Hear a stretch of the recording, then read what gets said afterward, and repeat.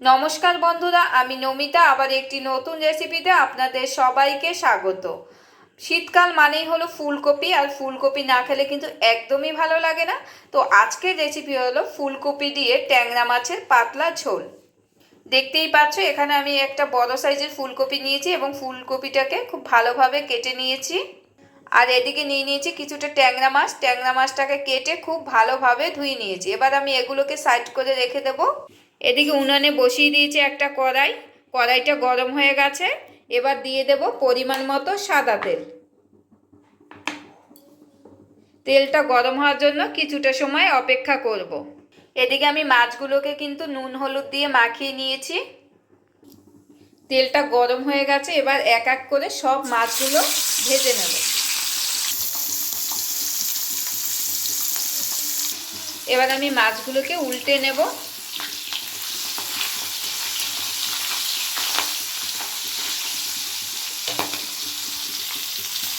সবগুলো মাছ উল্টানো হয়ে গেছে। মাছগুলো কিন্তু খুব হালকাভাবে ভেজে নেব, বেশি কড়াভাবে ভাজবো না। মাছগুলো ভাজা হয়ে গেছে। এবার এগুলোকে অন্য একটি পাত্রে তুলে নেব। ভেজে রাখা মাছের তেলের মধ্যে কেটে রাখা ফুলকপিগুলো ভেজে নেব। এবার দিয়ে দেবো সামান্য কিছু উপকরণ, পরিমাণ মতো হলুদ এবং লবণ। খুব ভালোভাবে ভেজে নেব।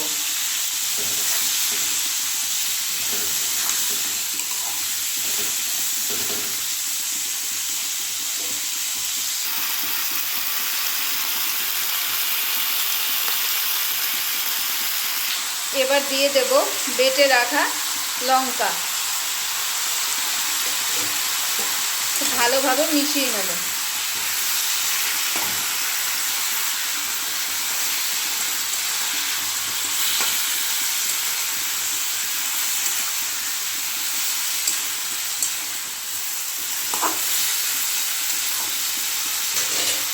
এগুলো আমার খুব ভালোভাবে ভাজা হয়ে গেছে। এবার দিয়ে দেব পরিমাণ মতো জল।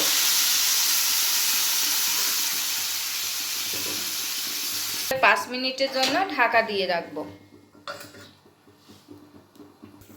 5 মিনিট জাল করার পরে দেখো জলটা কত ভালোভাবে ফুটে উঠেছে। এবার দিয়ে দেব ভেজে রাখা মাছগুলো।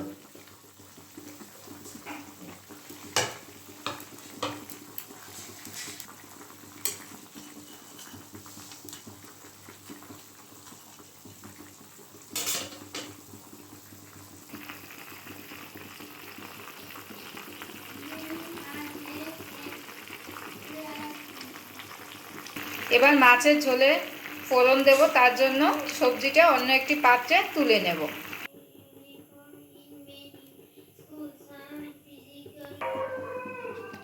কড়াইতে দিয়ে দেব পরিমাণ মতো সাদা তেল।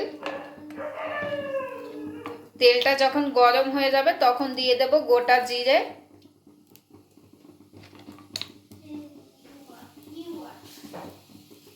জিরেটা যখন লাল লাল করে ভাজা হয়ে যাবে তখন দিয়ে দেব বেটে রাখা জিরে বাটা।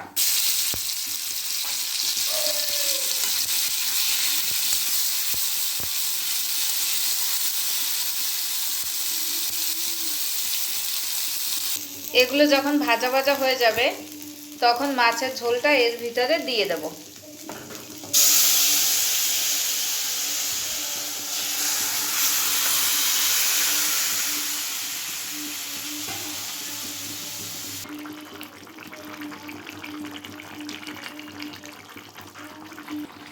এবার দিয়ে দেব ধনেপাতা কুচি।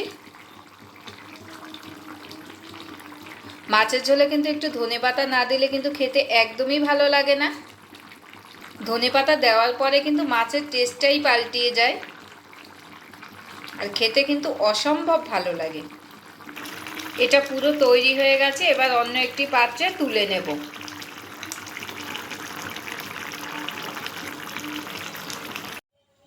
পরিবেশনের জন্য একদম তৈরি হয়ে গেছে। দেখতেই পাচ্ছ কত সুন্দর একটা কালার এসেছে। আমি কিন্তু খুবই কম সময়ের মধ্যে সহজ পদ্ধতিতে এবং কম মশলায় তৈরি করে দেখালাম। আশা করছি রেসিপিটা তোমাদের সবার ভালো লেগেছে। আর ভালো লেগে থাকলে কিন্তু অবশ্যই কমেন্টে জানাবে।